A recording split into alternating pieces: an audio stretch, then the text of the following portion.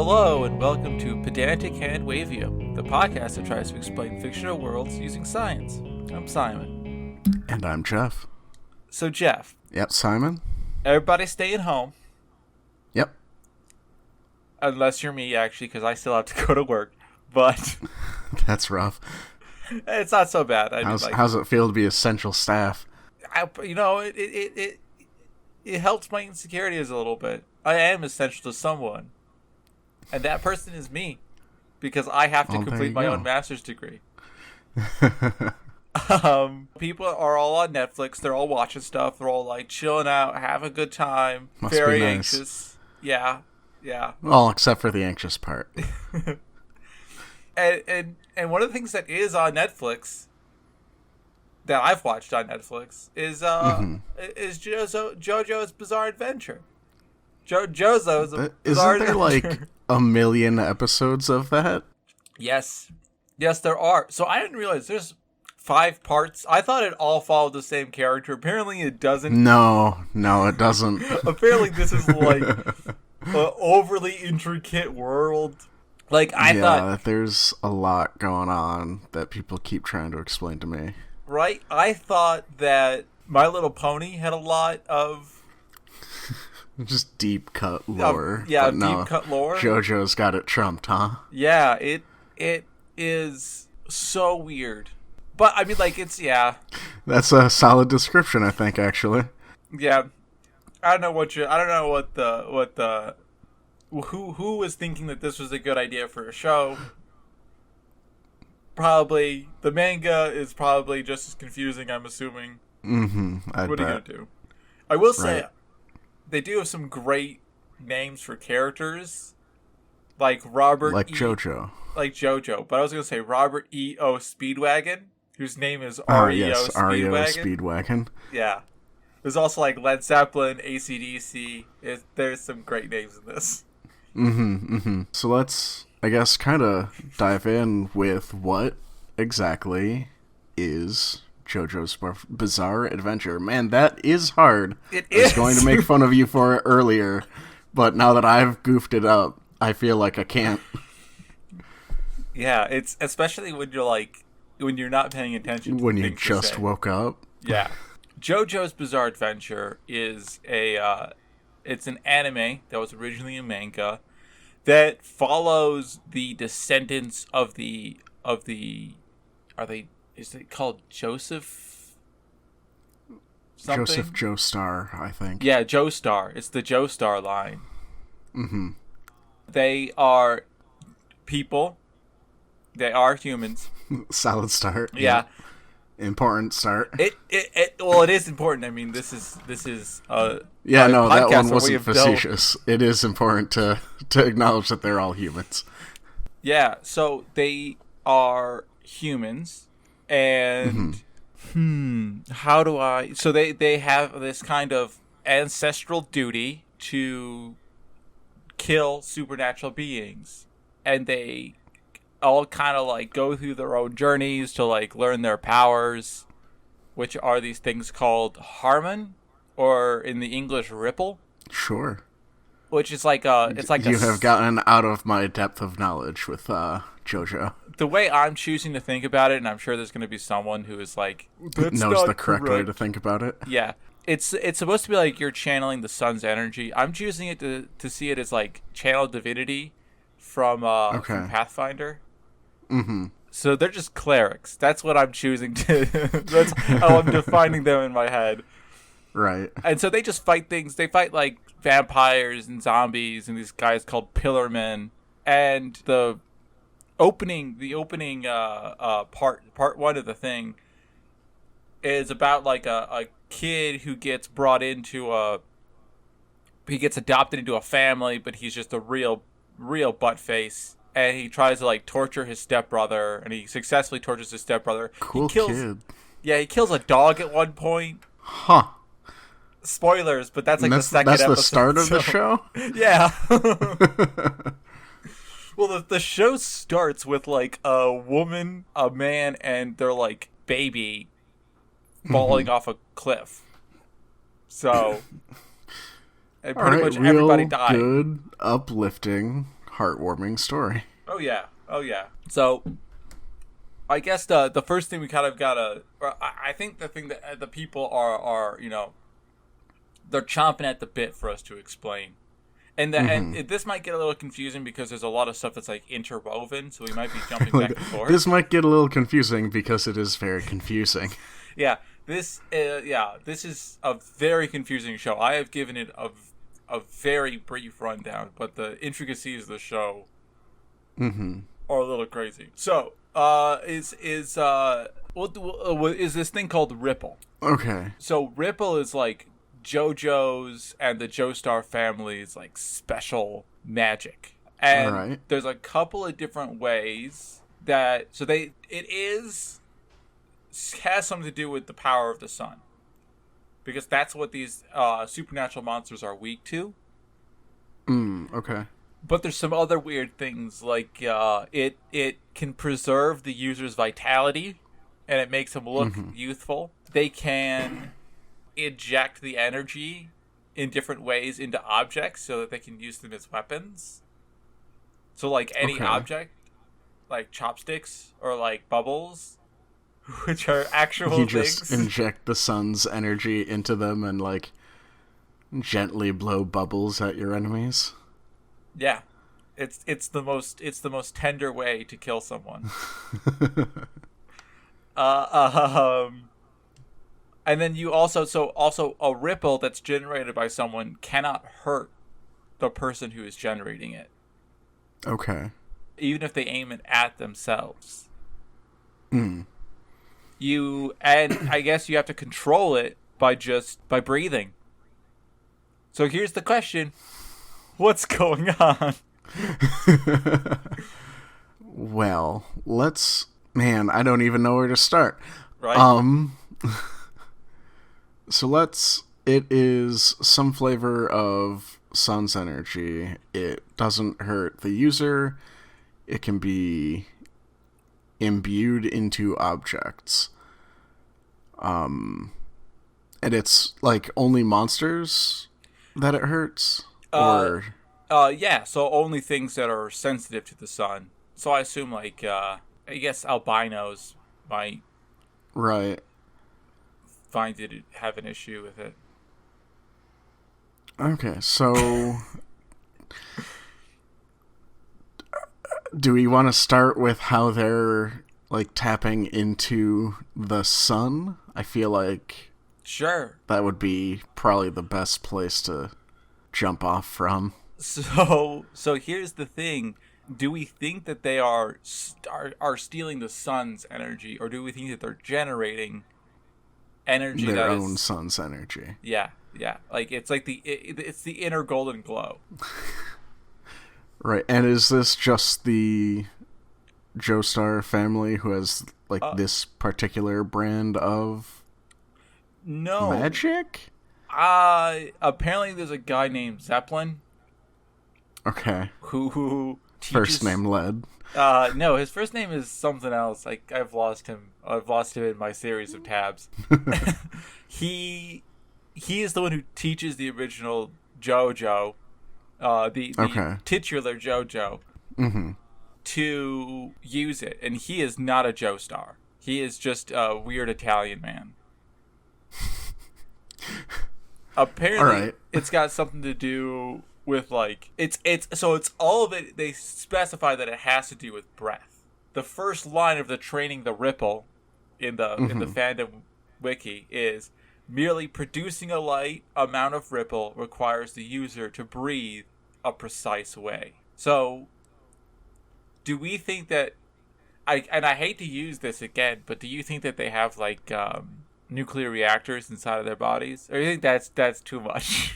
I feel like that's a little much if they're humans also. But how about this? The sun's just a big ball. It's not a big ball of gas. It's a big ball of plasma. But but maybe that's what they're doing. Maybe they're breathing in air. They're then creating a vacuum, and then they're electrifying it somehow so that they're essentially just fluorescent light bulbs. Is what I'm saying. I'm saying the Joestars are fluorescent light bulbs. And also this weird old man who taught them how to do it. Will Zappelli, that was his name. Will Zappelli.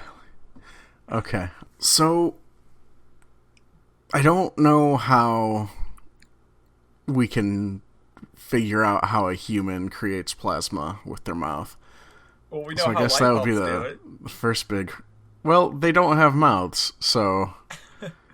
So I think that human is a loose definition. Is a very loose definition.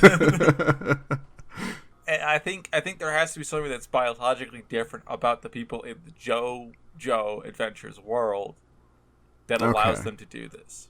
Okay, I can buy that as a starting point. So what I'm thinking is like it's like a diaphragm thing. So like they breathe in air, they expand their diaphragm, so they decompress that air, and then I don't know how they're generating some kind of electrical charge, but that is a fluorescent light bulb. I don't know how that would be intense enough to be like sun-like energy, and how they would imbue that into objects. Yes, that is exactly Maybe what it is. It's less like you have to breathe a certain way to make plasma with your mouth, but it's more you have to breathe a certain way to center yourself and get yourself in the right headspace to do it. So like it's more of a meditation technique. I think that's an idea. I mean, jumping off from that, maybe it's like you have to have an amount of oxygen flowing to your brain. So maybe it's like although I guess I don't really know how that would help. Yeah. Boy, this is hard. Here, wait. It's a little early in the morning, but you gotta get the creative juices flowing. So here we go. As the creative juices flow, just like how they've been flowing since I've been working from home this whole time. Oh, I'm sure. No, I wish I did. I've been too stressed out to get myself a drink. Aw. But, yeah, so let's look at... Ooh, or did you have an idea? Because I was just going to rehash what we did until I figured something out. I was going to say, how about radiation? Okay. How about they're irradiating it? And so maybe it's like they're generating gamma, or they're essentially generating ionizing radiation, so they can, and that's what. It. Yeah. Oh well. That's what they're doing when they transfer it. Is so right. So I don't know if oxygen does this, and I don't think it does. Well, there are other gases in air that we can. Yeah, or they can make it. So maybe they're making something like ozone and making a plasma out of. Oh, but that would be way too unstable. So no. But yeah. So maybe they're doing something like I don't know. But there's a lot of stuff you can make. I'm gonna say that there's enough in gases that you can cheat and say that they can make some kind of ionizing radiation out of it.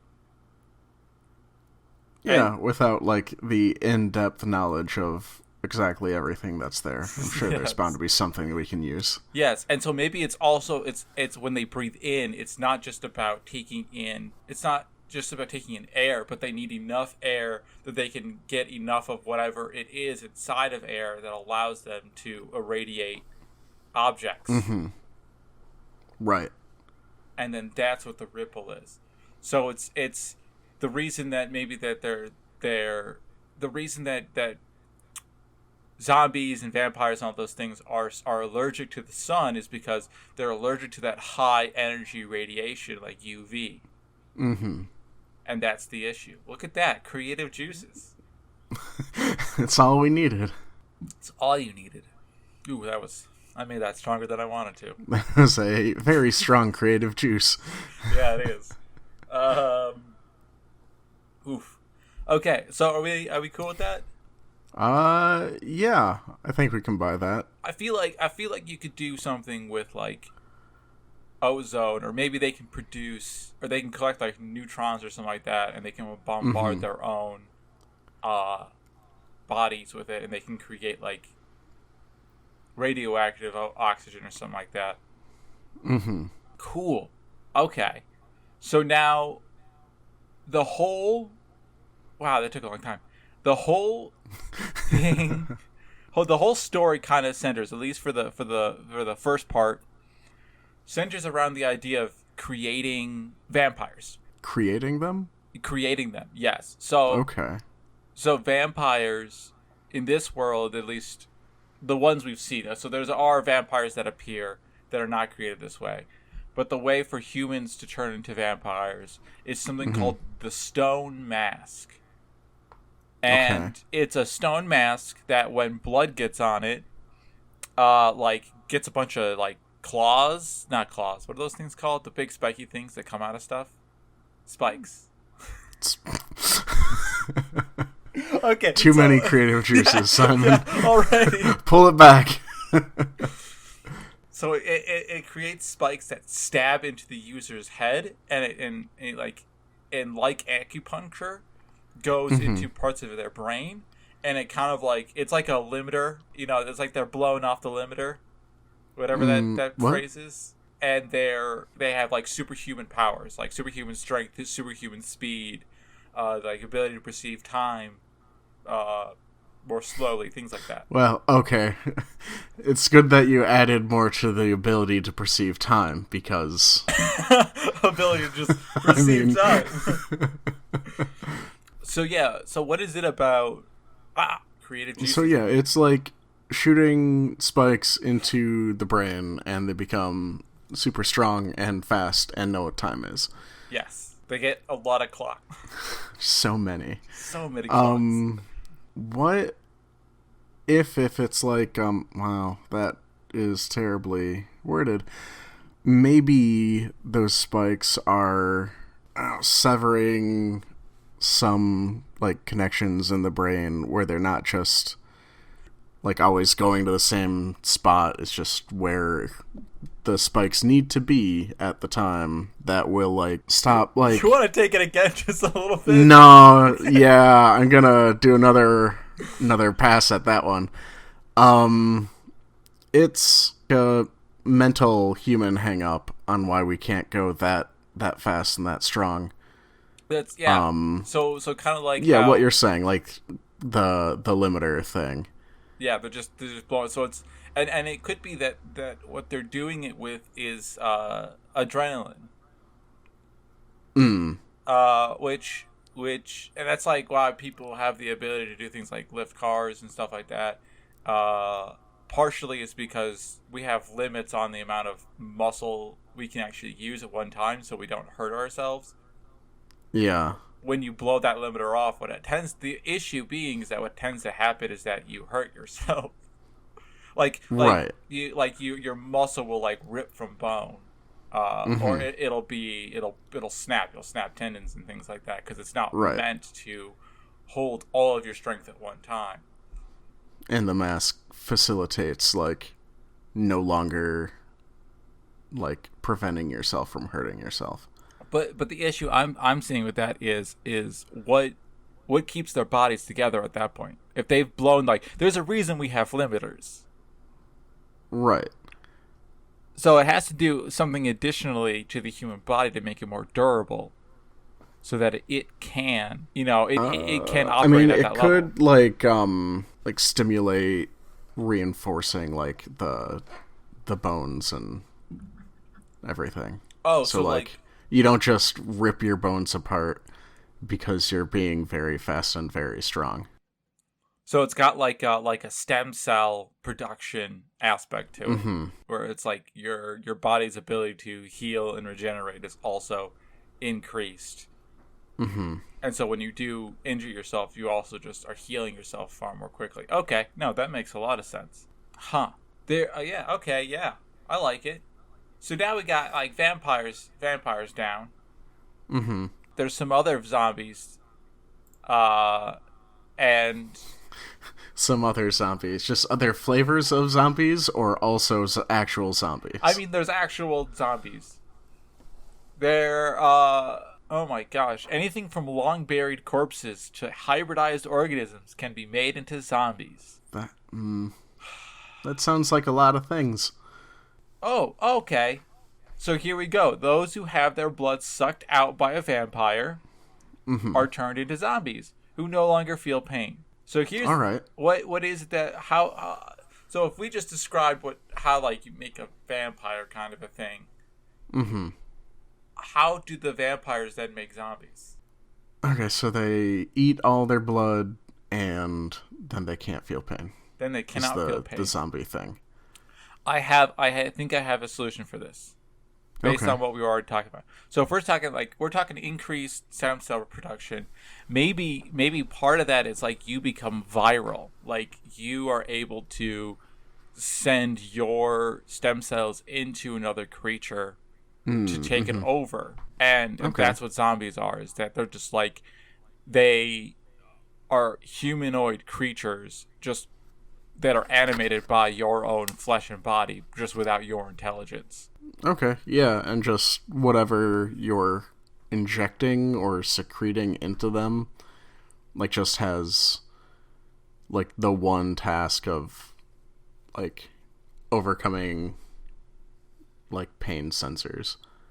Yeah, well, more like what I was thinking is like the human body at that point in time isn't animating the way it normally does. It's more like it's just like it's like a mech suit for your stem cells to control. Okay, I like it. Yeah, which I am surprised is something that has never been done in an anime, is like a zombie Gundam, because I mean, come on. Has that not happened? I feel like it must have. Like organic Gundams must have been made. Well, that's Ava. There you go. Well, yeah, okay. I'm saying, like, I can't think of an anime that's been zombie Gundams. No, not specifically zombie Gundams. Yeah. Okay, yeah. Boy, creative juices are really great. I do feel a little sick because it is early in the morning. Right. So the next one are these creatures called pillar men. Sorry, I am having a tough time speaking today. Pillar. It's all them creative juices. Well, it's also my accent. Because I want to pronounce pillar men as pillar men. It's not what they are. Mm-hmm. So these are creatures from the American continent. Okay. They are like these, hundreds of year old beings with horn that are humanoid with horns on their heads. They are like stronger, and they're faster, and they're better than humans are. Okay. Yeah, and they seem to be awakened by this something that we'll get into probably later, which is called the Redstone of Asia. Okay. It's not Asia the continent, it's AJA. Oh, I thought it was going to be the band. Oh, that would have been good. They have the ability, they have the ability to like freely manipulate their bodies. They have the Well, what do you mean by freely manipulate their bodies? Is that like they can move their limbs? Yeah, kind of. But it's more like it's more like they can move around their organs? Yes, that's more of what it's like. Oh, okay. Like they can be like, "Oh, I've lost a few fingers. Let me just like tape butt cheek. I have fingers now." At least how I'm reading this. I might be completely wrong. But they also have things like they're really intelligent. They've got really good senses. They say that they sniff out like a dog, and they have to live though by absorbing the life of living creatures. Okay. Oh, actually, I didn't know this. A pillarman's body is I'm bad at saying that. Is composed of cells that release a digestive acid, which melt the victim at a cellular level, creating the illusion that the pillarman is absorbing a victim into its body. The cells also appear to induce euphoric enzyme, as victims subjected to the process do not feel anything until physical contact is broken. All right, so they so that dissolve their victims? Yeah, so what's going on there? Why do you think that... So do we think Well, is that the, like, absorbing the life force of their victims? Yes. Or they're just, like, breaking down just everything into, like, core basic elements, and then they're just taking them up and using it for whatever it needs? That's what I would say. I don't like the fact that they have called this absorption, and it's really just digestion. This is how creatures stay alive. Unless you're a plant. So that part is easy, but what are the Pillarmen? How are they near immortals? How do they have their superhuman strength? Do we think that they already have genetically all of the abilities that the stone mask gives to people? Is that what we think? Right. Essentially, it would probably be through different means, because it doesn't sound like the Pillarmen are human necessarily. Like, are they a created thing, or? No, they're their own race. Okay. So, what was the question?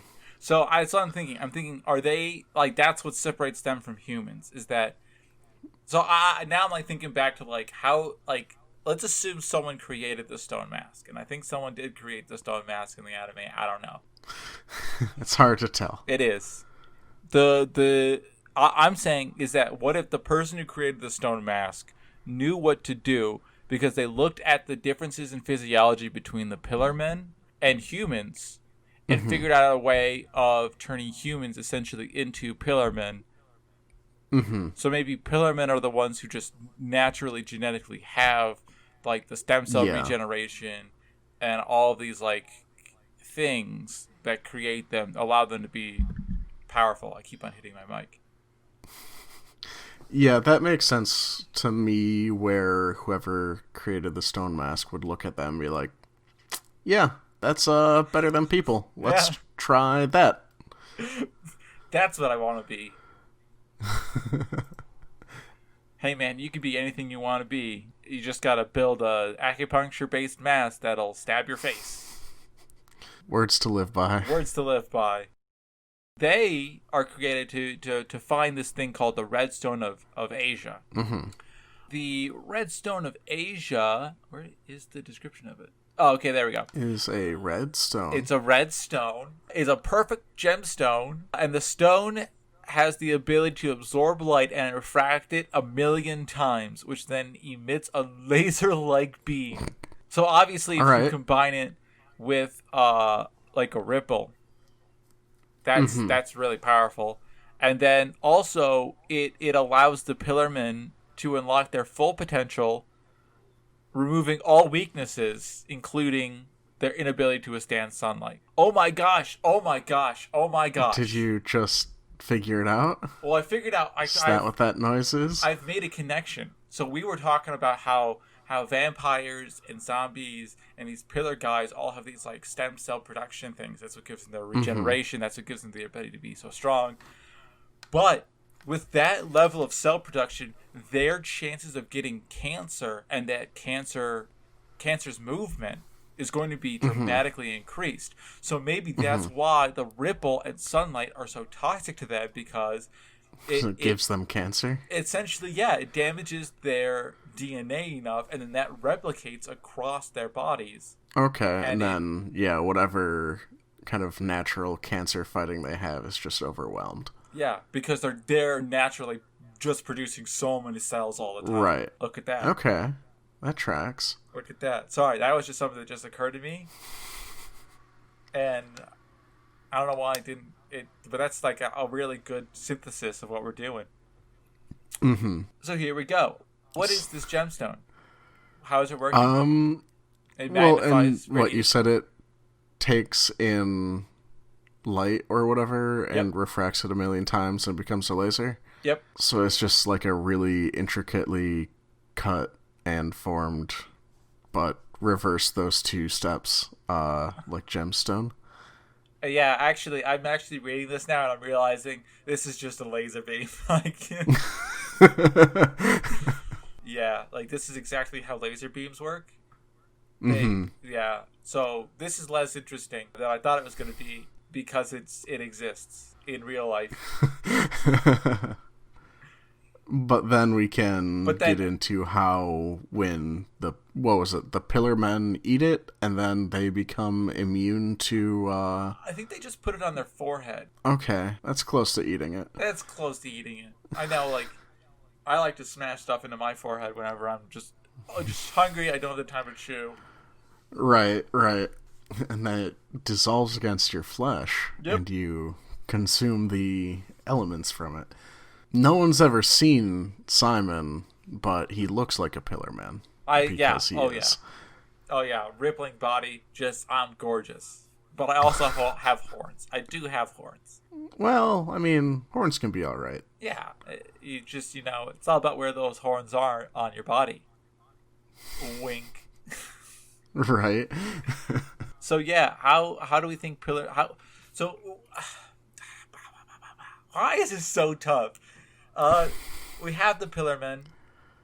Mm-hmm. I like how so when I say Pillarmen, it sounds like it's just the last name. Like, yes. hello, I'm Mr. Pillarman. So we have the Pillarmen, Mm-hmm. and we know they have like these missing parts of their brain that it means that they don't have limiters on their bodies, and they just have to essentially regenerate constantly. What's Mm-hmm. going on? So somehow the ability to like focus light. We're assuming that this is just a regular old gemstones, but Mm-hmm. I'm going to say that it's somehow cut in a certain way that it fits into a pillar man in a certain way. Into their head. Yeah, so like a normal gemstone just isn't cut the correct way and would have like Mm-hmm. an issue connecting with their body. Okay, I see where you're going. So that's why this specific stone does this, is what I'm saying. I don't know what it does to them. Like it's directly interfacing with the body and like the brain by extension, I guess.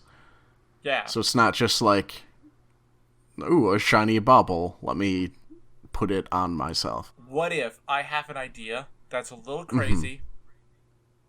Okay. All right. Well, it's JoJo's Bizarre Adventure, so you're on point. So I've got to this is going to be a little bit of like freeform just thought. Computers. All right. Well, be careful because I tried that earlier and it didn't go good.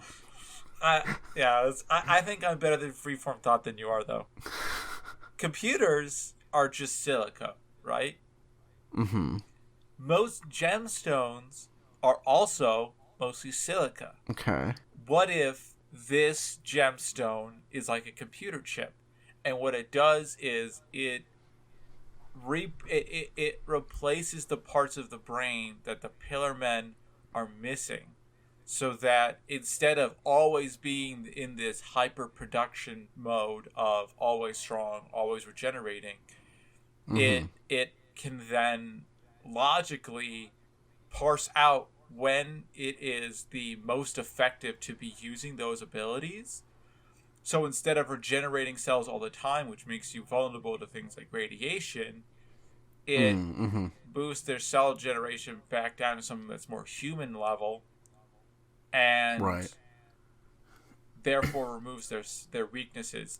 But it can also allow them to activate their powers in like small bursts that keep their strength. Allow them to keep their strength. So I'm thinking it's like reprogramming their brain. It's like a patch. Yeah, essentially, it's making them like more efficient, like on top of all that, because they're not just constantly burning through resources, regenerating. So it frees up kind of nutrition and resources that they can put towards other things rather than just regeneration. Yeah. So the thing is that I'm thinking here.